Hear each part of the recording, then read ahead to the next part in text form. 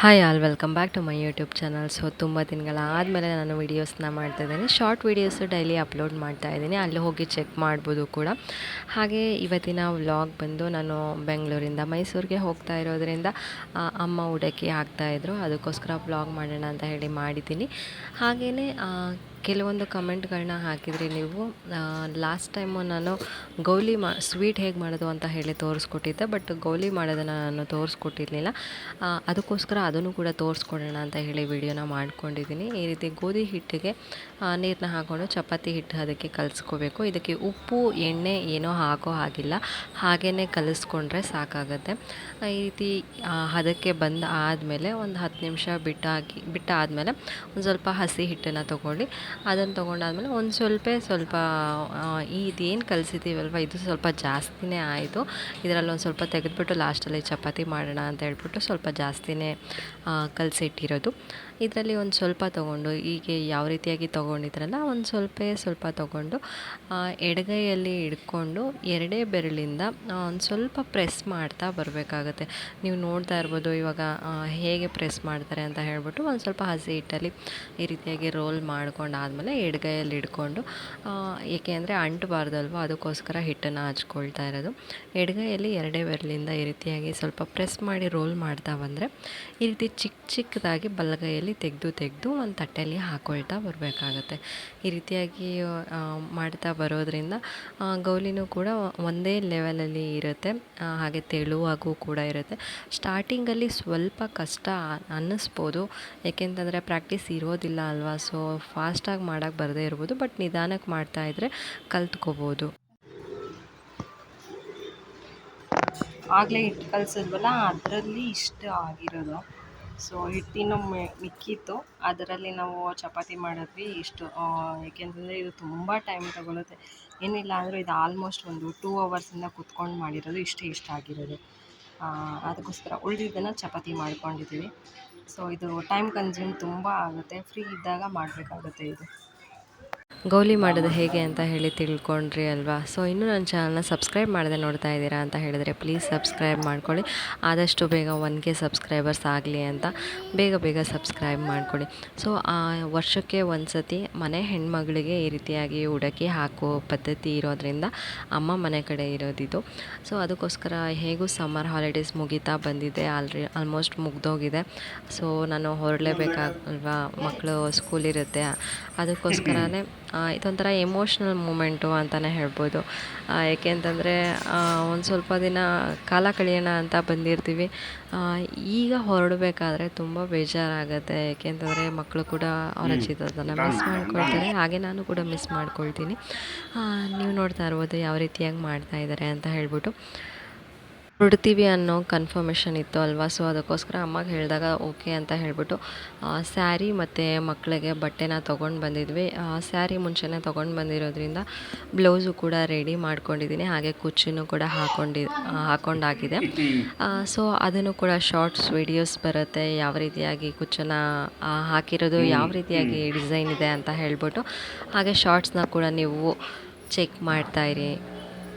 ಹಾಗೆ ಸಮ್ಮರ್ ಹಾಲಿಡೇಸ್ಗೆ ಅಂತ ತವ್ರ ಮನೆಗೆ ಹೋಗಿರೋ ಹೆಣ್ಮಕ್ಳು, ನೀವು ನಿಮ್ಮ ತವ್ರ ಮನೆಯಲ್ಲೂ ಕೂಡ ಇದೇ ರೀತಿಯಾಗಿ ಮಾಡ್ತಾರೆ? ನೀವು ಹೊರಡಬೇಕಾದ್ರೆ ಇಲ್ಲ ಯಾವ ರೀತಿಯಾಗಿ ಅವರು ನಿಮ್ಮನ್ನು ಕಳಿಸ್ಕೊಡ್ತಾರೆ ಅದನ್ನು ಕಮೆಂಟ್ ಮಾಡಿ ತಿಳಿಸಿ. ಹಾಗೆ ನಮ್ಮ ಅಮ್ಮನ ಮನೆ ಕಡೆ ಪದ್ಧತಿ ಯಾವ ರೀತಿಯಾಗಿ ಇತ್ತು, ಹಾಗೆ ಹೇಗೆಲ್ಲ ಇತ್ತು ಅಂತ ಹೇಳಿ ಕಮೆಂಟ್ ಮೂಲಕ ತಿಳಿಸಿ. ಹಾಗೆ ನನ್ನ ಚಾನಲ್ನ ಇನ್ನೂ ಸಬ್ಸ್ಕ್ರೈಬ್ ಮಾಡದೆ ನೋಡ್ತಾ ಇದ್ದೀರಾ ಅಂತ ಹೇಳಿದರೆ ಸಬ್ಸ್ಕ್ರೈಬ್ ಮಾಡ್ಕೊಳ್ಳಿ.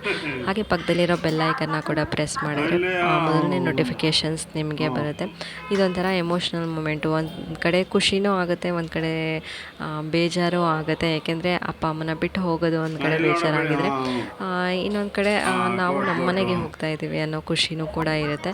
ಹಾಗೆ ಅಪ್ಪ ಅಮ್ಮಂಗೂ ಕೂಡ ಒಂದು ಸ್ವಲ್ಪ ದಿನ ಬೇಜಾರು ಆಗೇ ಆಗುತ್ತೆ, ಏಕೆಂದರೆ ಇಷ್ಟು ಹಾಲಿಡೇಸಲ್ಲೆಲ್ಲ ಕೂಡ ಮಕ್ಕಳ ಜೊತೆ ಆಟ ಆಡಿಕೊಂಡು ಖುಷಿಯಾಗಿ, ಎಷ್ಟೇ ಕಷ್ಟ ಇದ್ರೂ ಕೂಡ ತೋರಿಸ್ಕೊಳ್ದೇ ಮಕ್ಕಳ ಜೊತೆ ಆಟ ಆಡ್ಕೊಂಡು ಖುಷಿಯಾಗಿರ್ತಾರೆ. ಬಟ್ ನಾವು ಹೋಗ್ತೀವಿ, ಆದಮೇಲೆ ಮನೆ ಖಾಲಿ ಅನಿಸ್ಬಿಡುತ್ತಲ್ಲ, ಅವ್ರಿಗೂ ಕೂಡ ತುಂಬ ಬೇಜಾರಾಗುತ್ತೆ ಅಂತಲೇ ಹೇಳ್ಬೋದು. ಸೊ ಯಾವ ರೀತಿಯಾಗಿತ್ತು ಈ ವ್ಲಾಗು ಅಂತ ಹೇಳಿ ಕಮೆಂಟ್ ಮೂಲಕ ತಿಳಿಸಿ. ಹಾಗೆ ಕೊನೆವರೆಗೂ ನೋಡೋದನ್ನು ಕೂಡ ಮರಿಬೇಡಿ. ಹಾಗೆ ನನ್ನ ಚಾನಲ್ನ ಸಬ್ಸ್ಕ್ರೈಬ್ ಮಾಡೋದನ್ನು ಕೂಡ ಮರಿಬೇಡಿ. ಬೇರೆಯವ್ರ ಜೊತೆನೂ ಶೇರ್ ಮಾಡಿಕೊಂಡು ನಮಗೆ ಇದೇ ರೀತಿಯಾಗಿ ಸಪೋರ್ಟ್ ಮಾಡ್ತಾಯಿದ್ರಿ. ಆಲ್ರೆಡಿ 600 200 ಮೆಂಬರ್ಸ್ ಆಗಿದ್ದೀರಾ ಸಬ್ಸ್ಕ್ರೈಬರ್ಸು. ಹಾಗೆ 1000 ನೆಕ್ಸ್ಟು ಗೋಲ್ ಇರುತ್ತೆ 1000 ಸಬ್ಸ್ಕ್ರೈಬರ್ಸ್ ಆಗಲಿ ಅಂತ ಹೇಳಿ.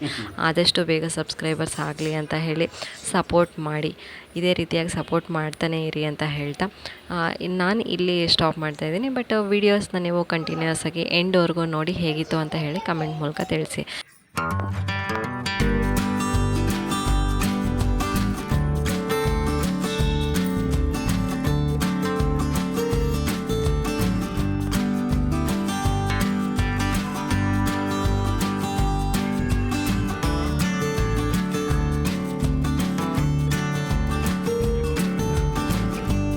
ಸೀರೆಲಿ ಆಲ್ರೆಡಿ ಬ್ಲೌಸ್ ಪೀಸು ತೆಗೆದು ಹೊಲ್ಕೊಂಡಿರೋದ್ರಿಂದ ಸಪ್ರೇಟಾಗಿ ಒಂದು ಬ್ಲೌಸ್ ಪೀಸ್ನ ತೊಗೊಂಡಿರೋದು ಇಲ್ಲಿ.